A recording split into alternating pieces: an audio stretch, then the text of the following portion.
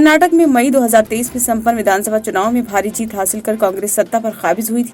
224 सदस्य विधानसभा में उसे 135 सीटें मिली और भारतीय जनता पार्टी सत्ता से बाहर हो गई। इससे राष्ट्रीय स्तर पर मल्लिकार्जुन खड़गे को काफी मजबूती मिली, मगर अब उनके सामने 2019 के लोकसभा चुनाव के दुस्वप्न को पीछे छोड़कर नई कहानी लिखने की चुनौती है। राजनीतिक विश्लेषकों के अनुसार यदि कांग्रेस खड़गे के गृह राज्य में अच्छा प्रदर्शन करती है तो इससे न केवल पार्टी में बल्कि विपक्षी गठबंधन में इनका प्रभाव बढ़ेगा। गठबंधन में पार्टी की स्थिति और मजबूत करनी होगी।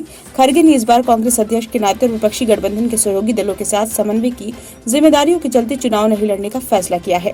पार्टी ने उनके दामाद राधाकृष्ण डोड्डामणि को गुलबर्गा से उम्मीदवार बनाया है। पार्टी के एक नेता ने हालांकि दावा किया कि अगर खड़गे खुद अपने गृह क्षेत्र गुलबर्गा से लड़ते तो पार्टी को निश्चित रूप से अच्छा मत प्रतिशत हासिल करने में मदद मिलती।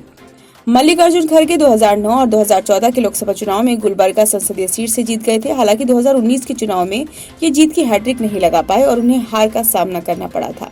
तब भाजपा के डॉक्टर उमेश जी जाधव 6,20,000 वोट लेकर जीते थे। खड़गे को 5,24,000 वोट मिले थे। राजनीतिक विश्लेषकों के मुताबिक राज्य में पिछले विधानसभा चुनाव से कुछ दिन पहले कांग्रेस अध्यक्ष खड़गे ने मतदाताओं से भावनात्मक अपील की थी। उन्होंने लोगों से आह्वान किया था कि कर्नाटक के भूमिपुत्र के रूप में उनके कांग्रेस अध्यक्ष बनने पर लोगों को गर्व होना चाहिए। उस समय खड़गे को पार्टी के भीतर गुटबाजी को थामने का श्रेय दिया गया था। दरअसल तब पार्टी में सीएम सिद्धरामैया और उप मुख्यमंत्री डीके शिवकुमार और गुट आमने सामने थे। राज्यसभा में नेता प्रतिपक्ष खड़गे कर्नाटक से कांग्रेस के दूसरे अध्यक्ष है। इससे पहले पार्टी प्रमुख एस निंजालेक्का भी इसी राज्य से थे। खड़गे पार्टी अध्यक्ष के रूप में जगजीवन राम के बाद दलित समुदाय के दूसरे नेता हैं।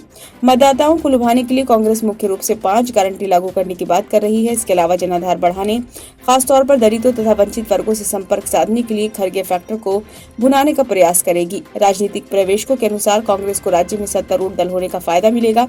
वे राज्य सरकार के कार्यों को लेकर जनता के सामने जाएगी। सूत्रों के अनुसार खड़गे इस बार इस चुनाव की तरह प्रचार नहीं कर पा रहे हैं क्योंकि उन्हें देश भर में पार्टी उम्मीदवारों के लिए प्रचार करना होगा और लंबी यात्राएं करनी होंगी।